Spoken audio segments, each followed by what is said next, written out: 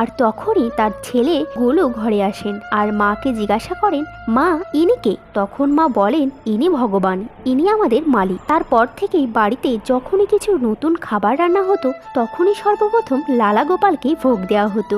প্রথম এই সকল জিনিসই গোলুই পেত, যার কারণে গোলুর খুব হিংসা হতে লাগলো আর মনে মনে লালা গোপালকে বকতে লাগলো। একদিন গোলুর মাতা কাজে যাবার সময় গোলুকে বলল, গোলু যমুনা থেকে কলসি ভরে জল এনে রাখবে। যখন গোলু জল ভরতে যাচ্ছিল তখন যেতে যেতে লালা গোপালকে বলল, খাবার সময় তো সবার আগেই থাকো, কিন্তু কাজের সময় যে আমাকেই করতে হয়।